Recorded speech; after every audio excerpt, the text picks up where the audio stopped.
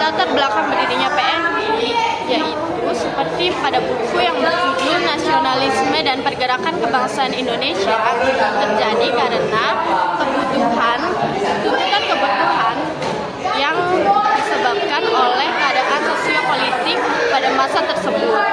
Terlepas dari hal itu, pemberontakan PKI yang dilaksanakan pada 1926 mendorong semangat yang luar biasa untuk menyusun gerakan serupa dengan tujuan untuk melawan pemerintahan kolonial Belanda. Organisasi PNI menyimpulkan bahwasanya strategi yang menggunakan kekerasan itu tidak akan membuahkan hasil. Perlu strategi yang lebih efektif dan efisien, yaitu melalui jalur diplomasi. Koordinasi dilakukan secara gencar oleh Sujadi yang merupakan wakil perhimpunan Indonesia yang berada di Indonesia dan Muhammad Hatta yang sedang berada di negara Belanda. Selain Muhammad Hatta dan Sujadi, ada juga perhimpunan dari Studi Bandung dan Studi Surabaya yang bersama-sama dengan Soekarno untuk melakukan atau menjadi wakil dari pergerakan nasionalis yang setelah itu mendirikan Partai Nasional Indonesia yaitu PNI pada tahun 1927. Setelah partai itu terbentuk, Muhammad Hatta menekankan unsur pengajaran yang bertujuan untuk mencetak generasi yang lebih edukatif.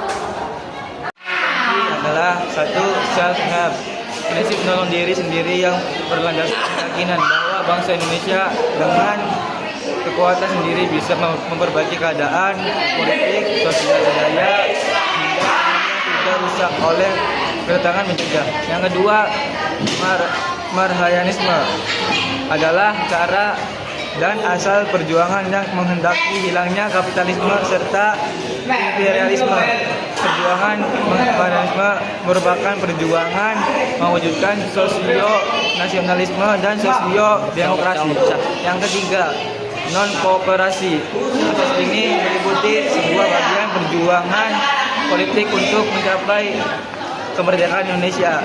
Secara umum, bentuk perjuangan non-kooperasi yaitu perjuangan yang sifatnya radikal, di mana ada perjuangan nasionalis yang tujuannya bekerja sama dengan pemerintahan penjajah.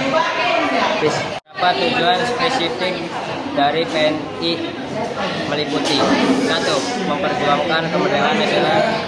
PNI bertujuan untuk menggalang kekuatan rakyat Indonesia agar bersatu dalam perjuangan melawan penjajahan dengan fokus utama pada kemerdekaan politik yang penuh dan bebas dari kontrol kolonial Belanda. 2. Membangun kesadaran nasionalisme.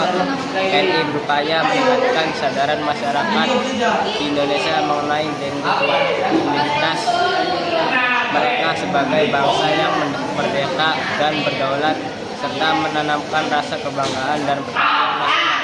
3.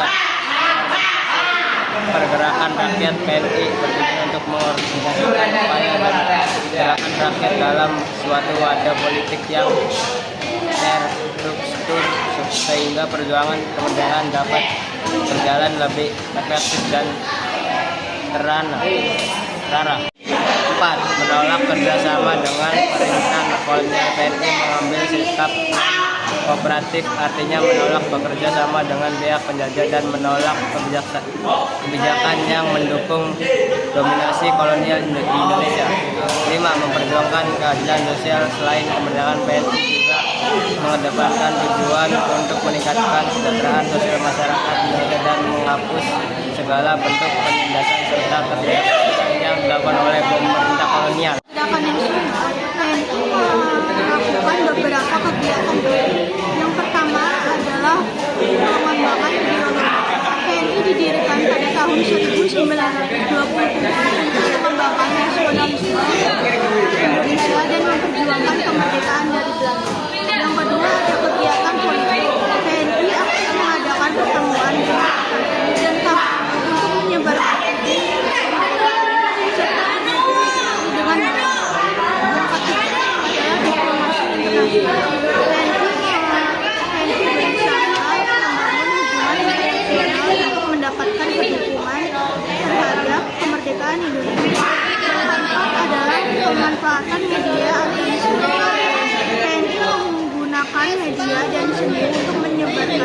kemerdekaan untuk mendapatkan pendirian.